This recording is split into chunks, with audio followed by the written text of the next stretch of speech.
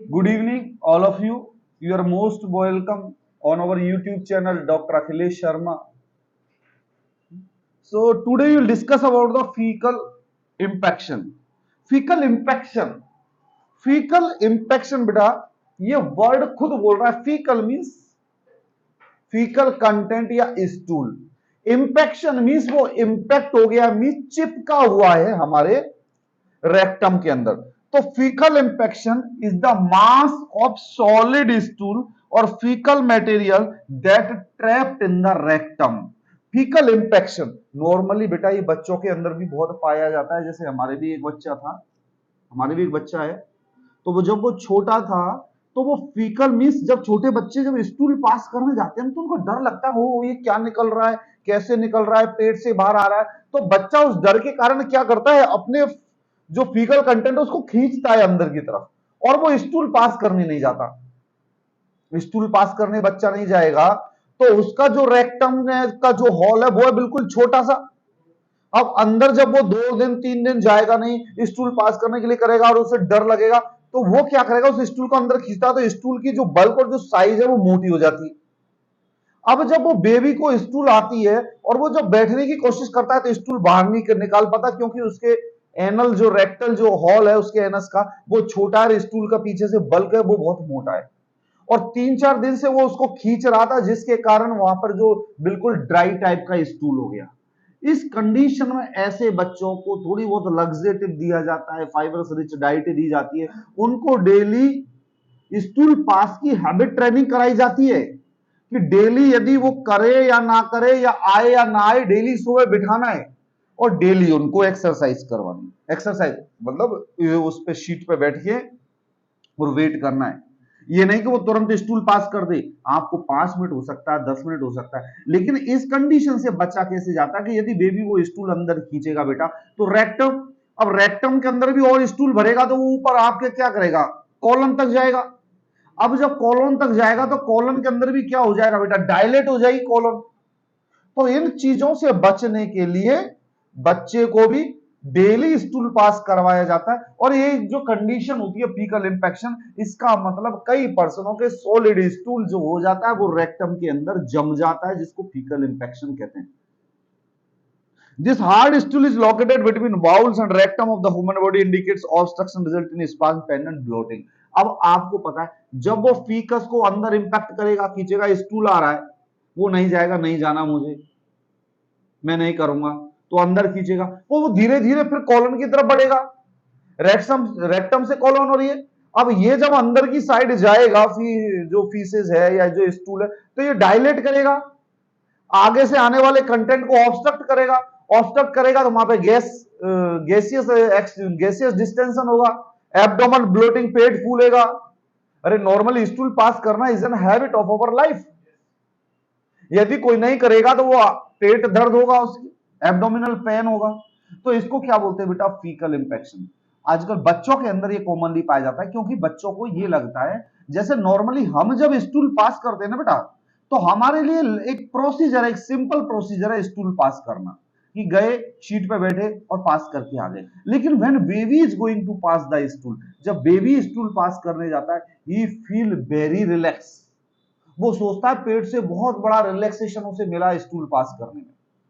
इस कंडीशन में शुरुआत में बच्चा डरता भी है स्टूल पास करने के लिए, देखता भी है जब बैठेगा तो ये क्या हुआ, कैसे हुआ, कौन निकला है, क्या करना है, डर लग रहा है. फिर उसको पानी से नहलाएंगे या ठंड के मौसम में बच्चे को पानी से भिगाओगे तो बच्चा डरता है. अरे कई बार यूरिन हमें आ रहा होता है, ठंड का मौसम होता है, तो कहते हैं ना सो जाना यार, 1 घंटा ही तो बच रहा, बाद में जग के कर लेंगे. तो ये क्या हुआ, फीसिस को अंदर की तरफ करना, ये फीकल इंफेक्शन कहलाता है. कॉजेज, फीकल इंफेक्शन के जो कॉजेज है बेटा, constipation, excessive use of medications. बेटा कई लोग होता है कि हर चीज पे मेडिकेशन, हर चीज पे मेडिकेशन, हर चीज पे मेडिकेशन, उनका बेसिक मेजर्स पे ध्यान नहीं जाता कि वो बेसिक मेजर्स कैसे यूटिलाइज करे. किसी को जुकाम हुई तो कोई ये नहीं करेगा कि यार जाओ पहले अदरक पी लो, कुछ लौंग खा लो, कुछ इलायची ले लो, कुछ इस तरीके से. नॉर्मली जो आयुर्वेदिक मेडिसिन है उनके ऊपर हमारा बिलीव होना चाहिए, आयुर्वेदा यूज करनी चाहिए, क्योंकि इंडिजिनस सिस्टम ऑफ मेडिसिन, हमारे यहाँ पर इंडिजिनस सिस्टम ऑफ मेडिसिन का मतलब है different type of medicine are utilized in our Indian medical system. AYUSH, A means Ayurveda, Y means yoga, U means Unani, S means Siddha, H means homeopathy. Direct हम लोग क्या कर, जुकाम हुआ, लो भाई एलेग्रा 625, मीन्स एक हाई एंटीबायोटिक टैबलेट जिसकी जरूरत ही नहीं है। जैसे नॉर्मली आप यदि किसी अच्छे मेडिकल प्रैक्टिशनर या अच्छे डॉक्टर के पास जाओगे, वो आपको डायरेक्ट, जैसे आप किसी सरकारी में जाओगे, डायरेक्ट एंटीबायोटिक आपको प्रेस्क्राइब नहीं करेगा। लेकिन वहीं आप एक प्राइवेट प्रैक्टिशनर के पास जाओगे, वो तुरंत आपको एंटीबायोटिक स्टार्ट कर देगा। आप क्या कहोगे, अरे यार 3 दिन में मैं हेल्दी हो गया, उसने तो मेरा 3 दिन में बुखार तोड़ दिया, उसने मेरा 3 दिन में जुकाम सही कर दी। अरे यार जुकाम सही नहीं किया, उसने हाई एंटीबायोटिक कितनी दी है जो आपके इम्यून सिस्टम को हिला दिया, आपको ससेप्टेबल बना दिया, आपको ससेप्टेबल बना दिया कि इतनी हाई एंटीबायोटिक इसको चाहिए। क्योंकि बेटा ज्यादा हाई एंटीबायोटिक लेने से, अब आजकल जो एंटीबायोटिक कोलैप्सिंग नहीं है, आजकल जो एक नई रिसर्च आ रही है बेटा, हमारे वर्ल्ड के अंदर एंटीबायोटिक कोलैप्स होगा किसी दिन होगा। जब एंटीबायोटिक कोलैप्स, बेटा मैं बहुत बड़ी चीज बता रहा हूं आपको, ये आपके लेवल से भी ऊपर की चीज बता रहा हूं, ध्यान नहीं दिया होगा कभी या किसी ने बताया नहीं होगा। वर्ल्ड के अंदर कभी एक ऐसा दिन आएगा जिस दिन एंटीबायोटिक कोलैप्स होगा।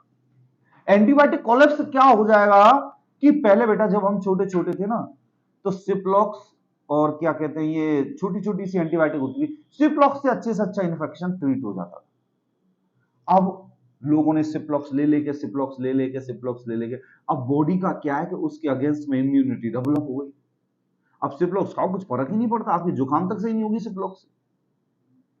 जैसे पहले के मच्छर, आप यदि थोड़ा सा प्याज भी टांग देते थे तो भाग जाते थे, नीम के पत्ते टांग देते थे तो भाग जाते थे, फिर आगे आपके ये कॉयल, इनसे भागने लग गए। अब मच्छरों की इम्यूनिटी इतनी बूस्ट हो गई, कॉयल तुम पूरे घर को जला लो तो नहीं भागेंगे। ये क्या इम्यूनिटी, अरे डेली की डेली हमारा इम्यून सिस्टम भी तो फाइट करता है ना। यदि आप पहले दिन 1 किलोमीटर दौड़ते हो, दूसरे दिन 2 किलोमीटर दौड़ते हो, बाद में धीरे धीरे आपका स्टेमिना बन गया तो आप 3 किलोमीटर नॉर्मल निकाल लोगे। इम्यून सिस्टम का तो खेल है। अब एंटीबायोटिक कौन सी है, मॉक्सिक्लेव, ऑगमेंटिन, सब चीज में ऑगमेंटिन चल रही है, ऑगमेंटिन। तो एक ना एक दिन तो ऐसा आएगा जिस दिन ऑगमेंटिन के अगेंस्ट में हमारी इम्यूनिटी डेवलप हो जाएगी। और जब ऑगमेंटिन के अगेंस्ट में हमारी इम्यूनिटी डेवलप होगी तो हम क्या करेंगे। एंटीबायोटिक्स बहुत कम है हमारे इंडिया के अंदर या वर्ल्ड के अंदर, एंटीबायोटिक्स बहुत कम है। मेडिकल साइंस के अंदर जो रिसर्च की जरूरत है वो एंटीबायोटिक्स पे बहुत रिसर्च की जरूरत है। हमारे पास एक ही एंटीबायोटिक है जो सबका इलाज है, ऑगमेंटिन। अब जब हम लोग हर चीज पे ऑगमेंटिन दे रहे हैं कि किसी को दस्त ज्यादा लग गए तो ऑगमेंटिन, कहीं ना कहीं कोरिलेट करके ऑगमेंटिन, आंख पे फुंसी हो गई, स्टाई हो गई, ऑगमेंटिन, गले में इन्फेक्शन हो गया, ऑगमेंटिन, घाव नहीं सूख रहा, ऑगमेंटिन, फ्रैक्चर हो गया और बोन नहीं जुड़ रही, जल्दी जोड़नी है, इन्फेक्शन कम करना, ऑगमेंटिन, हर जगह ऑगमेंटिन चल रही है। अरे स्टार्ट करो ना मोनोसेफ अमीकासिन को, अमीकासिन से स्टार्ट करो, जेंटामाइसिन। अब वो क्या है, जो बैक्टीरिया, बेटा बैक्टीरिया के अंदर आजकल कल्चर एंड सेंसिटिविटी भेजते हैं टेस्ट। आपको ये टॉपिक छोड़ के मेरे को इस नॉलेज पे निकल जाना पड़ता है कई बार, क्योंकि पता नहीं कल्चर एंड सेंसिटिविटी क्यों भेजते हैं। किसी को बुखार आ रहा है बहुत दिन से, वो पर्सन ने पीसीएम की टेबलेट ली, उसकी तबीयत सही नहीं हुई, हमने क्या करा, उसके बॉडी से सैंपल लिया 2 ml और हमने भेज दिया कल्चर एंड सेंसिटिविटी के लिए लैब के अंदर। कल्चर एंड सेंसिटिविटी क्या होता है बेटा कि उस कल्चर मींस उस सैंपल के अंदर कीटाणु कौन सा है, वो होता है कल्चर। कल्चर का मतलब बेटा कि यदि वो पर्सन का जब ब्लड सैंपल लिया जाता है तो फिर मीडिया मींस यदि जिस एनवायरनमेंट में वो बैक्टीरिया ग्रोथ कर सके उसे वो एनवायरनमेंट प्रोवाइड किया जाता है, उस एनवायरनमेंट में उस सैंपल को डाल दिया जाता है, और डालने के बाद में अब उसमें कीटाणु मौजूद है तो वो 1-2 दिन में ग्रोथ करना स्टार्ट कर देंगे। तीसरे दिन वहां से एक टुकड़ा लेकर टेस्ट किया जाता है कि कौन सा कीटाणु है, और उस टुकड़े के अगेंस्ट में जो मेडिसिन का जो पाउडर और जो चीज है उसका रिएक्शन कराया जाता है कि ये दवाई डालने से ये कीटाणु मर रहा है कि नहीं मर रहा। तो ये टेस्ट होता है कल्चर एंड सेंसिटिविटी। मींस आपने किसी भी चीज का कल्चर भेजा, कल्चर मींस एक टुकड़ा, एक स्पेसिमेन, एक छोटा सा पार्ट भेजा, इसके अंदर कौन सा कीटाणु है, उसने बताया भाई ये कीटाणु है इसके अंदर, उसने बोला भाई ये कीटाणु है इसके अंदर, उस कीटाणु के अगेंस्ट में आपने सेंसिटिविटी चेक की, मींस ये कीटाणु किस दवा के अगेंस्ट में सेंसिटिव है। जैसे कोई एक एग्जांपल दे रहा हूं, एक ट्रेपोनीमा पल्लिदम एक सिफिलिस का पॉजिटिव ऑर्गेनिज्म है, हमने किसी का ब्लड सैंपल भेजा या कोई कल्चर भेजा, उसमें आ गया इसका पॉजिटिव ऑर्गेनिज्म ट्रेपोनीमा पल्लिदम आया, इसके खून में इन्फेक्शन है या इसके बॉडी में ट्रेपोनीमा पल्लिदम का इन्फेक्शन है जो सिफिलिस पैदा करता है। अब हम क्या करेंगे, ट्रेपोनीमा पल्लिदम हमने जेंटामाइसिन डाली, वो हंस रहा है, हाँ हाँ कुछ नहीं हुआ। सिप्लॉक्स डाली, वो हंस रहा है, हाँ कुछ नहीं हुआ। हमने क्या कहते हैं एजिथ्रोमाइसिन डाली, वो कह रहा हाँ हमारा कुछ नहीं हुआ, मीन्स वो मर नहीं रहा है। तो मीन्स ये सब चीज के लिए ये कोई रिएक्शन ही नहीं है इसका। फिर हमने अमोक्सिक्लेव डाला, उससे वो कह रहा हो दर्द हो रहा है थोड़ा सा। फिर हमने और आई एंटीबायोटिक ली कोई दूसरी, उससे हमने देखा कि वो इसके तो नंबर कम होते जा रहे, मरने को जा रहा है। तो अब हम क्या करेंगे, जब डॉक्टर को रिपोर्ट भेजेंगे तो हम ये लिखेंगे this culture found this bacteria and this bacteria is sensitive to this antibiotic. उसमें नाम लिख के देंगे ये एंटीबायोटिक इसको दे दो जिससे कि ये कीटाणु इसका मर जाए और ये सही हो जाए। यही तो ट्रीटमेंट होता है। और क्या होता है, तुम्हारे अंदर कीटाणु एजिथ्रो से एजिथ्रोमाइसिन का वो क्या कहते हैं उसके ऊपर कोई फर्क नहीं पड़ा। तुम खा लो 10 बोरा एजिथ्रोमाइसिन, देखो कीटाणु मर जाए तो नहीं मरेगा। चीज समझ में बेटा। फीकल इम्पैक्ट, तो constipation, excessive use of pen medicine, medicine हमेशा हार्मफुल रहती है बेटा। कोई भी मेडिसिन हो, हर मेडिसिन का साइड इफेक्ट होता है। यहां तक कि आप देखोगे आपके घर में जो दवाई आती है ना उसके ऊपर जो लिखे रहते हैं कॉम्प्लिकेशन रेपर वेपर, उनको पढ़ा करो बैठे बैठे, क्योंकि उससे आपकी नॉलेज डेवलप होगी। नॉलेज डेवलप होगी। नॉलेज लेने से मतलब ये नहीं है कि पीसीएम के अंदर अरे भाई क्रोसिन आ रही है तो क्या मिला हुआ है, कंटेंट क्या है, कितना एमएल है, क्या क्या इसके इंडिकेशन है, कहां कहां देते हैं, कैसे देते हैं। पीसीएम पैरासीटामोल पेन किलर भी है। कई लोग बार बार पेन किलर लेते हैं, वो पेन किलर आपके आरबीसी को भी किल करते हैं, आपके ब्लड लेवल को भी डिक्रीज कर देते हैं। ठीक है बेटा। उसके बाद लॉन्ग टर्म यूज ऑफ लग्जेटिव्स, कई लोग लग्जेटिव यूज लेते हैं। 2 चम्मच तो चाहिए जब भी पेट साफ होगा। जैसे वो स्मोकर कहते हैं ना बीड़ी पी लूं जब भी तो मेरा पेट साफ होगा। बीड़ी संग में ले जाके अंदर बैठते हैं शीट में और बाहर से धुआं आता है, बोला आदमी स्टूल भी पास कर रहा है धुआं भी छोड़ रहा है। ठीक है बेटे। Nutritional causes, nutritional causes means जिनका न्यूट्रिशन लेवल कमजोर होता है, फाइब्रस रिच डाइट नहीं देते, उनको क्या होता है ये प्रॉब्लम होती है फीकल इंफेक्शन। जब भी तो कहते हैं जूस फ्रूट चने वने सॉलिड सब तरीके का खाना खाना चाहिए। अरे नहीं है तो कोई बात नहीं, लेकिन खाना खाने की कोशिश तो सब तरीके की करनी चाहिए। ये थोड़ी है डेली मूंग की दाल और 2 रोटी। अरे किसी दिन मूंग की दाल की जगह उतने पैसे में भैया पालक भी ले आओ, किसी दिन उस पैसे का गुड़ भी ले आओ, किसी दिन उस पैसे का दही भी खा लो। तो मिस ये न्यूट्रिशनल नीड्स को पूरा करना चाहिए। जो माल नरिश्ड पीपल्स रहते हैं उनके अंदर ये प्रॉब्लम आती है।